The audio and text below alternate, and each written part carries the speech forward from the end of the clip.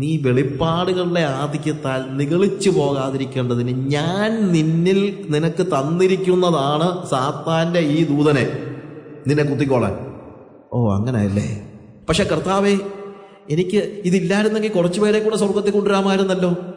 ശരിയാടാ, ഇതില്ലായിരുന്നെങ്കിൽ നീ കുറച്ചു പേരെ കൂടെ സ്വർഗത്തിൽ കൊണ്ടുവന്നേനെ. പക്ഷേ ഇതുള്ളത് കൊണ്ടാണ് നീ ഇങ്ങ് സ്വർഗത്തിൽ വരുന്നത്. അപ്പൊ നീ ഇതില്ലെങ്കിൽ ചിലപ്പോൾ നീ കുറച്ചു പേരെ കൂടെ സ്വർഗത്തിൽ കൊണ്ടുവന്നിട്ട് നീ എന്ത് ചെയ്യും? അഹങ്കരിച്ച് നരകത്തിൽ പോകും. അങ്ങനെ നീ കുറച്ചു പേരെ കൂടെ കൊണ്ടുവരുന്ന സന്തോഷമാണെങ്കിലും നീ ഇങ്ങ് വരണമെന്ന് എനിക്ക് വലിയ ആഗ്രഹം ഉള്ളത് കൊണ്ടാ ഞാൻ ഈ ശൂലം നിനക്ക് തന്നിരിക്കുന്നത്. നോക്ക്, ആഗ്രഹം എന്താണ്? ശൂലം മാറിപ്പോകണം. ആവശ്യമോ? ആവശ്യം എന്താ? കൃപ വേണമെന്നുള്ളതല്ല, ശൂലം വേണമെന്നുള്ളതാണ്. കാര്യം ശൂലമാണ് ആവശ്യം. ശൂലമില്ലെങ്കിൽ ഇവൻ പിന്മാറിപ്പോകും, അല്ലെങ്കിൽ ഇവൻ നിഗളിച്ചു പോകും. പക്ഷേ മാനുഷികമായ നിലയിൽ ശൂലത്തിന് വേണ്ടി ആരെങ്കിലും പ്രാർത്ഥിക്കുമോ? കർത്താവേ, എനിക്ക് ക്യാൻസറിനെ തരണമേ കർത്താവേ, കർത്താവേ എനിക്ക് മൈഗ്രെയിൻ തരണമേ കർത്താവേ എന്നൊക്കെ ആരും പ്രാർത്ഥിക്കും?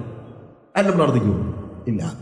പക്ഷെ മൈഗ്രെയിൻ 16 പ്രാവശ്യം നമ്മളെ വിഷമിപ്പിക്കുമ്പോൾ ദൈവസന്നിധി ചെന്ന് കർത്താവെ മൈഗ്രെയിൻ മാറ്റണമെന്ന് പറഞ്ഞപ്പോൾ കർത്താവ് പറഞ്ഞു, അതവിടെ ഇരുന്നോട്ടെ, അതില്ലെങ്കിൽ നീ അഹങ്കരിക്കും എന്ന് പറഞ്ഞാൽ പിന്നെ ഞാൻ പ്രാർത്ഥിക്കുമ്പോൾ ഞാൻ പ്രാർത്ഥിക്കുന്നില്ലെങ്കിൽ കർത്താവേ, ഈ മൈഗ്രെയിൻ തന്നതിനായി ഞാൻ കർത്താവെ നിനക്ക് സ്തോത്രം ചെയ്യുന്നു. സ്വാഭാവികമായി മൈഗ്രെയിന് വേണ്ടി സ്തോത്രം ചെയ്യാൻ കഴിയത്തില്ല. പക്ഷേ ദൈവസന്നിധിയിൽ നിന്ന് എൻ്റെ ആവശ്യം എന്താണെന്ന് ദൈവം എന്നെ പറഞ്ഞ് മനസ്സിലാക്കി കഴിയുമ്പോൾ എനിക്ക് എന്ത് ചെയ്യാൻ പറ്റും? എൻ്റെ ആവശ്യമെന്ന നിലയിൽ എനിക്കതിനെ വേണ്ടി സ്തോത്രം ചെയ്യാനായിട്ട് കഴിയും എന്നുള്ളതാണ്. അപ്പോൾ എൻ്റെ ആഗ്രഹങ്ങളുമായിട്ട് ഞാൻ ദൈവത്തിൻ്റെ സന്നിധിയിൽ ചെല്ലുന്നു. ദൈവം അതിനെ എന്ത് ചെയ്യുന്നു? ശുദ്ധീകരിച്ച് എൻ്റെ ആവശ്യം എന്താണെന്നുള്ളത് ഇങ്ങോട്ട് പറയുന്നു. എൻ്റെ ആവശ്യം ഇതാണെന്ന് ദൈവത്തിന് അറിയാവുന്നത് കൊണ്ട് എൻ്റെ ജീവിതത്തിൽ അതേ ദൈവം കൊണ്ടു തരത്തുള്ളൂ. ഇനി ഞാൻ പിടിച്ചു വെച്ച് പ്രാർത്ഥിച്ചെന്തിനാ മാറ്റുന്നത്? എൻ്റെ എല്ലാ കാര്യങ്ങളും പിടിച്ചു വെച്ച് മാറ്റി പിന്നെ ദൈവത്തിന് എന്നെ പണിയാൻ എന്താ അവസരം? എൻ്റെ എല്ലാ അസുഖങ്ങളെയും എടുത്തു കളയാനായിട്ട് ഞാൻ ദൈവത്തോട് പറഞ്ഞിട്ട് ദൈവത്തിന് എങ്ങനെ എന്നെ ശുദ്ധീകരിക്കാൻ കഴിയുന്നത്? എൻ്റെ സ്വഭാവത്തെ എങ്ങനെയാണ് മാറ്റാൻ കഴിയുന്നത്? അതുകൊണ്ട് എന്താണ് എൻ്റെ ആവശ്യമെന്നുള്ളത് ദൈവത്തിൻ്റെ സന്നിധിയിൽ ഇരുന്ന് നമ്മൾ പഠിക്കണം, അറിയണം. പൗലോസിന് പോലും 3 പ്രാവശ്യം ചെന്ന് സംസാരിച്ചിട്ടാ 3 വട്ടം അങ്ങോട്ട് പറഞ്ഞിട്ടാ ഇങ്ങോട്ട് വല്ലതും കേൾക്കാൻ പറ്റിയത്. ഞാൻ പറഞ്ഞ മനസ്സിലാക്കണം. അപ്പോൾ എൻ്റെ ആവശ്യം എന്താണെന്ന് അറിയാൻ വേണ്ടിയാണ് പ്രാർത്ഥന, അല്ലാതെ എൻ്റെ ആഗ്രഹങ്ങളെല്ലാം പറഞ്ഞ് പിടിച്ചു വെച്ച് പ്രാർത്ഥിക്കാൻ വേണ്ടിയൊന്നുമല്ല. ആഗ്രഹങ്ങൾ പോലും പോട്ടെ, നമ്മുടെ വന്യമായ സ്വപ്നങ്ങൾ പോലും നമ്മുടെ ഈ കാലയളവിൽ ഞാൻ പലപ്പോഴും എൻ്റെ മനസ്സിൽ തന്നെ എനിക്ക് വളരെ പ്രയാസമുള്ളൊരു കാര്യമുണ്ട്. നമ്മുടെ ഈ ക്രൂസൈഡേഴ്സ് ഞാൻ ഉദ്ദേശിച്ചത് ക്രൂസൈഡ് നടത്തുന്ന പാർട്ടികളൊക്കെ വേദപുസ്തകത്തിൻ്റെ കാതലായ ഒരു സത്യം മനസ്സിലാക്കാതെ ഒരു വലിയ പാതകം ചെയ്യുന്നുണ്ട്. വേദപുസ്തകത്തിൻ്റെ ഏറ്റവും പ്രധാനപ്പെട്ട ഉപദേശങ്ങളിലൊന്നാണ് മോഹിക്കരുതെന്ന് പറയുന്നത്. പക്ഷെ ഇന്ന് ഏത് ക്രൂസൈഡിൽ ചെന്നാലും നീ എന്തും മോഹിച്ചോളാനാ പറയുന്നത്. നിന്റെ വന്യമായ ഏത് മോഹത്തെയും നിർവഹിക്കാനായിട്ട് യേശു ഇന്ന് വന്നിട്ടുണ്ട്. മോഹിക്കരുത് എന്ന് വേദപുസ്തകം പഠിപ്പിക്കുമ്പോൾ മോഹിച്ചോളാനാണ് ആര് പറയുന്നത്? ക്രൂസൈഡ് നടത്തുന്ന പറയുന്നത്. ഇതുപോലെ നമ്മുടെ ഏത് മോഹത്തെയും പിടിച്ചു വെച്ച് പ്രാർത്ഥിച്ച് വാങ്ങിക്കാനുള്ള ഈ അഭിവാഞ്ച ഉണ്ടല്ലോ, അത് ദൈവികമായ കാര്യമല്ല.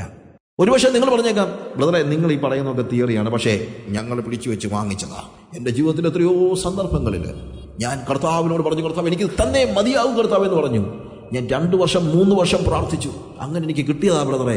ഞങ്ങളിതൊക്കെ അനുഭവിച്ചതാ. നിങ്ങൾ ഈ പറയുന്ന തിയറി ഒന്നും ഇവിടെ വിലപ്പോകത്തില്ലെന്നായിരിക്കും ഇതിനകത്ത് ഇപ്പം ഇരിക്കുന്നവരും തന്നെ ചിലരുടെ മനസ്സിലെ ചിന്ത. പിടിച്ചു വെച്ച് വാങ്ങിച്ച് കിട്ടത്തില്ലെന്ന് ആരാ പറഞ്ഞത്? ഞാൻ പിടിച്ചു വെച്ച് പ്രാർത്ഥിച്ച് വാങ്ങിച്ചിട്ടുണ്ടല്ലോ. ഇതൊക്കെ നിങ്ങളുടെ തെറ്റിദ്ധാരണയാണ്. അങ്ങനെയൊന്നും സംഭവിച്ചിട്ടൊന്നുമില്ല.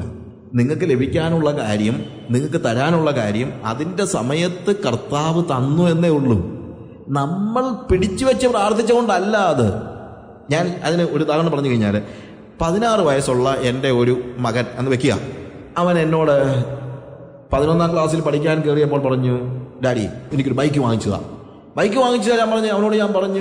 അവൻ എന്നോട് പറഞ്ഞത് തന്നെയല്ല, ഇവൻ നിരന്തരമായിട്ട് എല്ലാ ദിവസവും കാണുമ്പോൾ എല്ലാം, ഡാഡി എനിക്ക് ബൈക്ക് വാങ്ങിച്ചു തരണം കേട്ടോ, ഡാഡി ബൈക്ക് വാങ്ങിച്ചു തന്നല്ലേ പറ്റുള്ളൂ കേട്ടോ, ഡാഡി ബൈക്ക് വാങ്ങിച്ചു തരണം കേട്ടോ. 2 വർഷം കണ്ടിന്യൂസ് ആയിട്ട് ഇവൻ എനിക്ക് സ്വൈര്യം തരാതെ എന്നോട് പ്രാർത്ഥിച്ചൊടുവി ഞാൻ 18 വയസ്സായപ്പോൾ ഇവനൊരു ബൈക്ക് വാങ്ങിച്ചു കൊടുത്തു.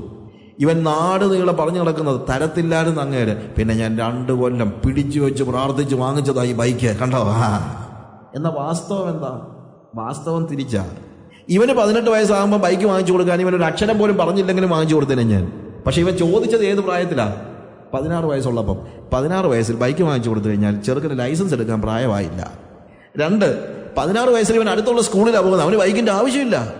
അവൻ 18 വയസ്സായപ്പോൾ 12ാം ക്ലാസ് പാസ്സായി ടൗണിലുള്ള കോളേജിൽ പോയപ്പോൾ ഞാൻ അവന് ബൈക്ക് വാങ്ങിച്ചു കൊടുത്തു. ഇതിനിടയ്ക്ക് ഇവൻ കിടന്ന് 2 വർഷമായിട്ട് അലച്ചു വിളിച്ചെന്നുള്ളതല്ലാതെ വാസ്തവത്തിൽ അവന് ഞാൻ ബൈക്ക് വാങ്ങിച്ചു കൊടുത്തതും അവന്റെ പ്രാർത്ഥനയുമായിട്ട് യാതൊരു ബന്ധവും ഇല്ല. ഞാൻ പറഞ്ഞ മനസ്സിലാകുന്നുണ്ടോ? നമ്മൾ പലപ്പോഴും നേരത്തെ കാര്യങ്ങൾ ചോദിച്ച് 2 കൊല്ലം കിടന്ന് അലച്ചു വിളിക്കുമ്പോൾ നമുക്ക് കാര്യം സാധിക്കുമ്പോൾ നമ്മുടെ ചിന്ത ഞാൻ പിടിച്ചു വെച്ച് വാങ്ങിച്ചാണെന്ന്. അങ്ങനൊന്നുമല്ല. ഇല്ലെങ്കിലും അത് കിട്ടിയേനെ, സമയത്ത് കിട്ടിയേനെ. പല കാര്യങ്ങളും സമയത്തിന് മുമ്പ് നമ്മൾ ചോദിക്കുമ്പോഴാണ് പ്രോബ്ലം ഉണ്ടാകുന്നത്. എന്തുകൊണ്ടാണ് ദൈവം ഇങ്ങനെ, ഞാൻ പറഞ്ഞ പോലെ എന്തുകൊണ്ടാണ് ഇങ്ങനെ? ഇപ്പം നമ്മൾ പറയുമ്പോഴത്തെ പെട്ടെന്ന് ഒരു സംശയമുണ്ട്. അപ്പോൾ പ്രാർത്ഥിച്ച സാധനം കാര്യങ്ങളൊന്നും സാധിക്കാൻ പറ്റത്തില്ലേ ബ്രദറെ? പ്രാർത്ഥിച്ച് ദൈവത്തെ വ്യത്യാസപ്പെടുത്താൻ പറ്റത്തില്ലെന്നാണ് പറയുന്നത്. പ്രാർത്ഥിച്ച് ദൈവത്തെ വ്യത്യാസപ്പെടുത്താൻ പറ്റത്തില്ല. പക്ഷെ പ്രാർത്ഥിച്ചാൽ ഒരു കാര്യം നടക്കും, നമുക്ക് വ്യത്യാസം ഉണ്ടാകും. നമുക്ക് വ്യത്യാസം ഉണ്ടാകാനാണ് പ്രാർത്ഥന. ശരിക്കും പറഞ്ഞാൽ എന്ത് വ്യത്യാസമെന്ന് ചോദിച്ചേക്കാം.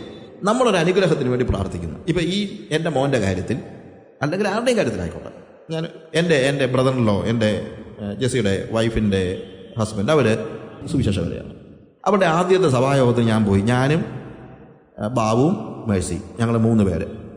5 വർഷത്തോളം അവർ കരഞ്ഞ് പ്രാർത്ഥിച്ചിട്ടും അവിടെ ഒന്നും വിശ്വാസികളൊന്നും വന്നില്ല.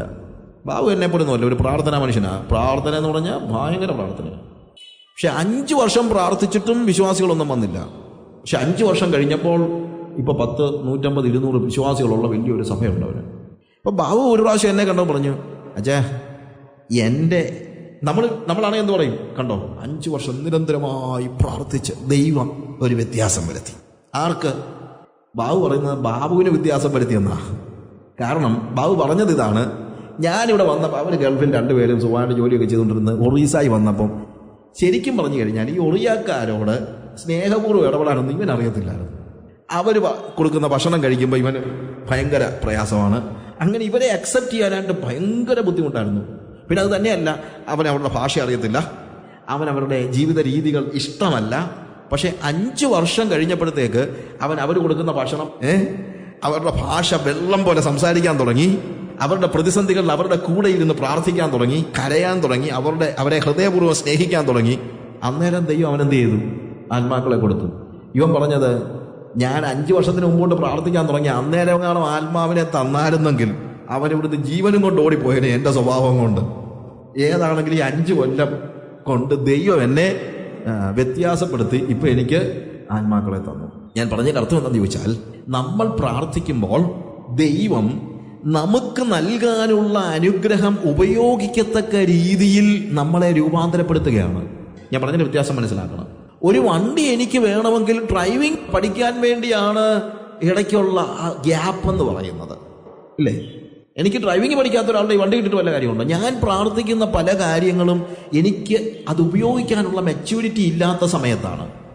എന്നാൽ ദൈവസന്നിധി ഞാൻ പ്രാർത്ഥിക്കുമ്പോൾ ദൈവവുമായിട്ടുള്ള സംസർഗത്തിലൂടെ എന്ത് സംഭവിക്കുന്നു?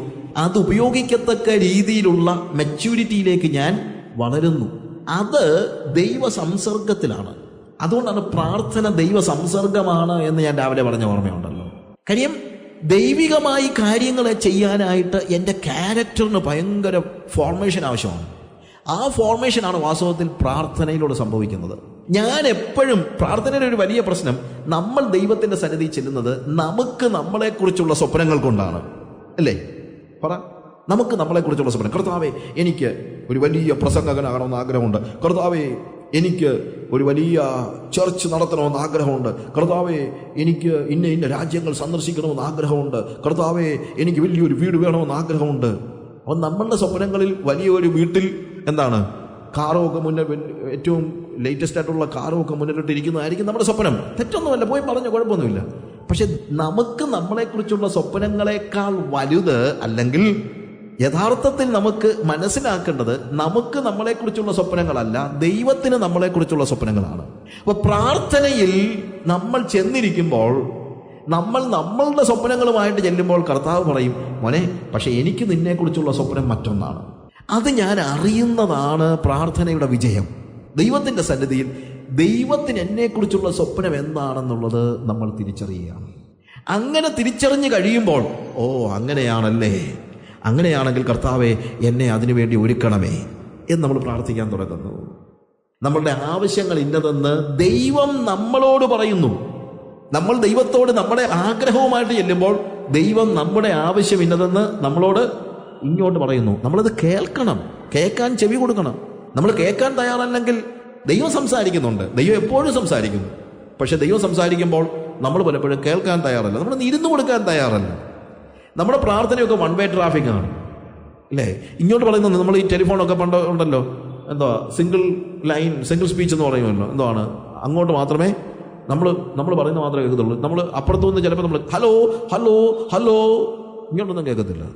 ഇതേപോലെ പലപ്പോഴും നമ്മുടെ പ്രാർത്ഥന, നമ്മുടെ ആവശ്യങ്ങളെല്ലാം കൂടെ ഒറ്റയടിക്ക് പോയി പറഞ്ഞേച്ച് നമ്മളിങ്ങനെ ഓടിപ്പോരുക, നമ്മൾ കേൾക്കാൻ നിൽക്കുന്നില്ല.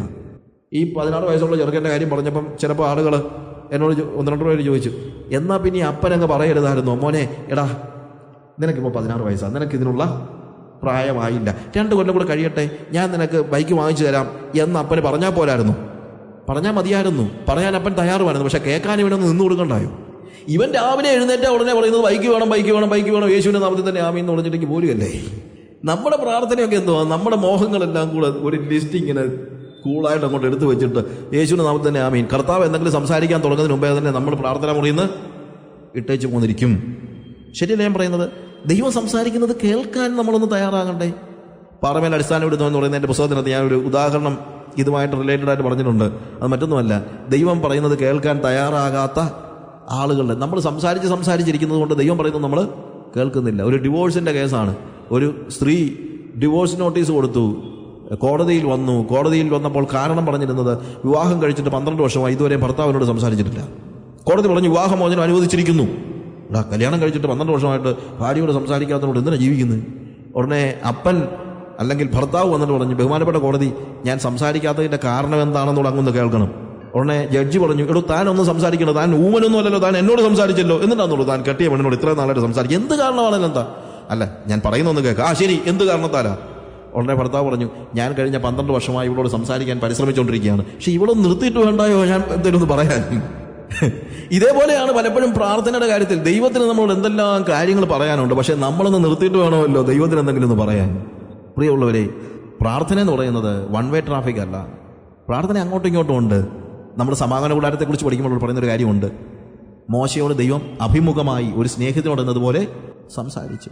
യഹോവയെ അന്വേഷിക്കുന്നവനെല്ലാം ആ കൂടാരത്തിലേക്ക് ചെല്ലും. അതിൻ്റെ പേര് സമാഗമന കൂടാരം എന്നാണ്. സമാഗമന കൂടാരം ശരിക്കും മലയാളത്തിലെ വാക്ക് നല്ല പേരാണ്, ടെന്റ് ഓഫ് മീറ്റിംഗ്.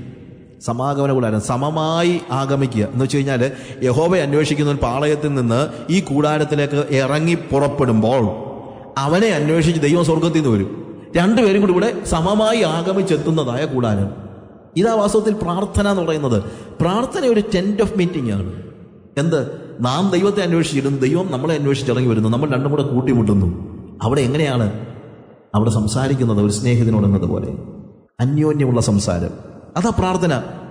അല്ലാതെ പ്രാർത്ഥന എന്ന് പറഞ്ഞു കഴിഞ്ഞാൽ എൻ്റെ വന്യമായ മോഹങ്ങൾ നിർവഹിക്കാൻ ദൈവത്തെ പിടിച്ചു വലിച്ചിഴച്ച് ഞാൻ എന്തെങ്കിലും ദൈവത്തെ കൊണ്ട് മാനിപ്പുലേറ്റ് ചെയ്യിക്കുന്ന ഒരു കാര്യമല്ല. അത് പാടില്ല.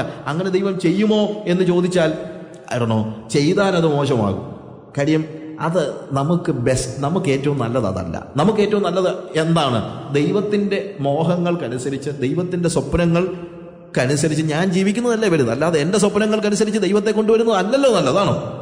നിങ്ങൾ തന്നെ പറ, നിങ്ങൾക്ക് നിങ്ങളെക്കുറിച്ചുള്ള സ്വപ്നങ്ങളാണോ വലുത്, അതോ ദൈവത്തിന് നിങ്ങളെക്കുറിച്ചുള്ള സ്വപ്നങ്ങളാണോ? ദൈവത്തിന് നിങ്ങളെക്കുറിച്ചുള്ള സ്വപ്നങ്ങളാണെങ്കിൽ അതെന്താണെന്ന് ദൈവസന്നിധി പോയി ചോദിച്ചറിയുന്നതിനാണ് പ്രാർത്ഥന.